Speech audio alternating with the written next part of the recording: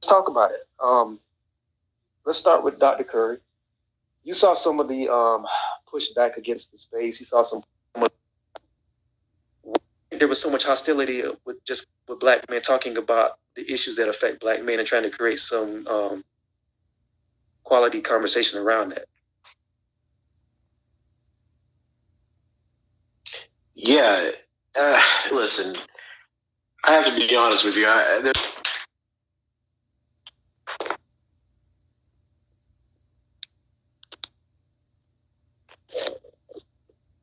I see that there's a huge attempt to misconstrue and mischaracterize what's being said in Black male studies.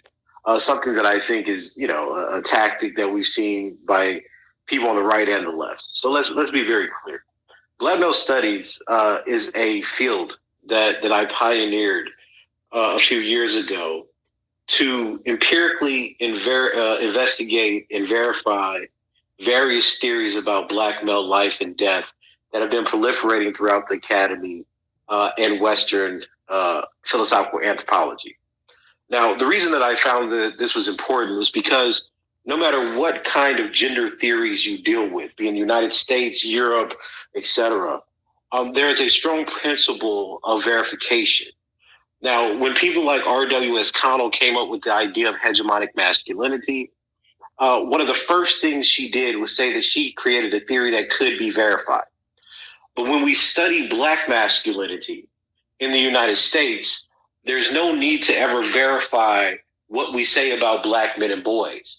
It is taken as obvious, intuitive, and evident that whatever the experiences that, say, a group like black women have of black men, that automatically means that black men are what black women say they are. There's no attempt to verify anything sociologically. Now, I don't want to simply isolate the conversation to someone like Bell Hooks, but Bell Hooks is the most cited black feminist theorist on black masculinity. So that is why she's often mentioned in black male studies, scholarship, and research. Bell Hooks says that she can have an experience or impression about one or two black men in her life, and she extrapolates from that personal experience generalizable themes and theories. Some of those theories include that black men are sexual predators, that because they didn't have father figures, because black men are not bad, good parents, according to her, in We Were Cool, written in 2004, we abandon black men in the home so they become socialized into masculinity based on television shows. She asserts that if you make a black man upset in a personal relationship, he will try to beat you or rape you to maintain dominance. Now, these theories have existed for more than a decade without any sorts of question, interrogation, or attempts at verification. Black male study said this is an inadequate way to formulate knowledge, that the constant citation of Bell Hooks' theories on black masculinity needed to be verified if they're true and refuted if they're false. And what happens, of course, is looking to the data. None of the things are practically none of the things that Bell Hooks says about black men, their impulsivity, or even their victimization or perpetration of domestic violence is true in the United States. So that means that we have to reformulate our ideas about black men and boys, right? And what that also entails is that we have to expand how we think about black men beyond the perpetrator framework. What was under contention from the last spaces was that because I made the claim, which is backed by decades of epidemiological research, that patriarchy is not a cause, the primary cause of intimate partner violence and intimate partner homicide, that somehow this means that black men don't perpetrate harms against black women. That's not true, right? We know that black men perpetrate certain harms against black women. My argument was that the cause is different. So imagine for a moment that under the black feminist or Duluth model view of intimate partner violence, 1,000 black women were abused. By me saying that patriarchy is not the cause does not negate that 1,000 black women were not abused or were abused. I am negating that the cause for it, I would say poverty, previous trauma, alcohol, etc., is what caused 1,000 black women to be abused. The trick of social media is that they try to frame any disagreement as a denial. Now, the research overwhelmingly shows that black men and black women suffer similar rates of abuse. The primary difference between that is in injury. So whereas we know that many bidirectional or reciprocal battles in the home usually start with psychological and verbal aggression, which is predominantly perpetrated by black women, Initial hits are usually perpetrated by Black women. Higher rates of injury and hospitalization happen to Black women because when Black men hit, or men hit generally, that leads to higher or greater propensity for injury. That's just the facts that we have over the last 30 or 40 years, given domestic violence in the Black community. So what is at stake in this is not any kind of political argument, at least on the side of Black male studies. What is at stake is people trying to frame any incident of violence in the Black community as something that is almost solely perpetrated and should only be theorized if it originates or focuses on Black men. There is no data, there's no historiography, and there's certainly not a wealth of scholarship that justifies that, which is why you saw most of the responses today focusing on what about stories? What if we read The Color Purple? What if we take this idea of what's a possibility? That's fine. People can do whatever they want. But in terms of the question of what's actually happening to Black men, women, children, and other kinds of minorities in the Black community, that is not a sufficient answer to direct policy or engage in social analysis. So the challenge that Black male studies is waging is that people can't continue to make shit up about Black men. Unlike Black feminism, I don't have to deny that different sexual minorities, Black women and children suffer abuse, because we know that. It's just the fact of the matter. What is under contention, however, is that the only people that should be theorized or held accountable for violence in the Black community should be straight Black men. That's the problem. And this language about abolishment, this language about Black men are trash or straight Black men are trash, this notion of accountability that gets thrown around selectively, right? And these kinds of pundit pieces where straight Black men are terrorists, but everyone else in the Black community allegedly are all innocent people that are just running around that have no input whatsoever into violence or inequality has to stop. And the reason it has to stop is not to protect some magical image of Black men, but it has to stop because it's being used to justify the most dehumanizing language and policy appeals in the academy that we've seen literally since people were making apologies for anti-Semitism. This can't continue. And the reason this is unpopular is because I think, as you see in these exchanges, people do not have an answer. There is not an answer or justification to explain why Black men who have similar rates of violence to Black women and less rates of violence to, say, same-sex couples, be they white or Black in America, why they should be the ones targeted. Said differently, how is it possible that groups of people, be they white women, white men, bisexual or homosexual or queer individuals or groups who have higher rates of domestic violence numbers, holding Black men with less rates of domestic violence accountable for violence? This is the quandary that we're in. People making moral condemnations of a group without understanding the cause, much less the rates of what that group is actually perpetrating or how they're victimized by the very same kind of violence.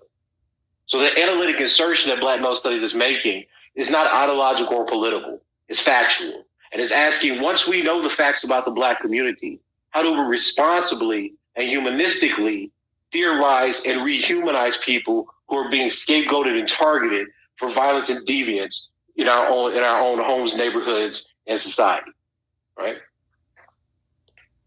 All right. Thank you, Dr. Curry. Myron, I want to ask you, you said you didn't see a lot of it, but some of the pushback against the space and some of the conversation over the past couple of days has been almost like people are having an allergy or some sort of complete aversion to dealing with any sort of empirical data or any sort of history and backstory as to why we got to this place in Black academia. Can you talk a little bit about that and how we got to this place? Yeah, I will. One of the things I did see was people, basically denying the influence of Michelle Wallace's The Black Macho, which came up in the last space. I saw the response being now that we've identified, Wallace's work as the genesis of the Black Macho thesis and this idea of Black patriarchy, where Black patriarchy is the causal factor to explain violence in the Black community and explain why the Black radical movement failed because of Black male sexism. Basically what people are doing now is just denying this. They're just outright lying and saying, Wallace's book is old, nobody reads it, et cetera, et cetera. But I think Wallace's book is the genesis of this. This is where you see white feminist ideas about patriarchy and black men desiring to be white men by imposing power over black women. That's where these ideas start. Black scholars did not talk about black men as patriarchs in the 1970s. You can read Clive Franklin, you can read Robert Staples. That's not how black men are thought of. White academics, white sociologists explicitly theorize black men as hypermasculine because they didn't have patriarchy, right? It's only in 1979 with the rise of black feminist writers that you see this idea being spread and take hold as a common assumption, right? It's so common, people don't even cite it. Scholars just write these things out. They don't even cite Wallace's book anymore. It's just taken for granted, right? It's just common knowledge. I think you've seen this take root in black studies because, as you mentioned last time with Fabio Rojas's book, what you see is black studies by the time it gets institutionalized. Black feminism and more assimilationist type conceptual approaches become more popular because those are the kind that can survive in the environment of the academy. So you see the nationalist edge of black thought being stripped away and replaced with gender analysis, the 1970s and 80s. And this gender analysis, as black male studies scholarship, as we've shown, these theorists literally adopt ideas from racist criminologists about black men, give it a new vocabulary, and call it a theory of black masculinity, a theory of patriarchy. And that's a real problem that I think, black studies, just in general, and the liberal arts, they have not responded to this, apart from the fact that all of this is happening while COINTELPRO is being waged on the black community, right? All of this, we know now that the FBI was conducting warfare tactics against the black community. At the same time, black feminism is being institutionalized as the primary basis to understand blackness, right? And we've had no real discussion or analysis or reflection about what type of consequences that has for the knowledge we produce and the theories we create. And I think that's how we got here.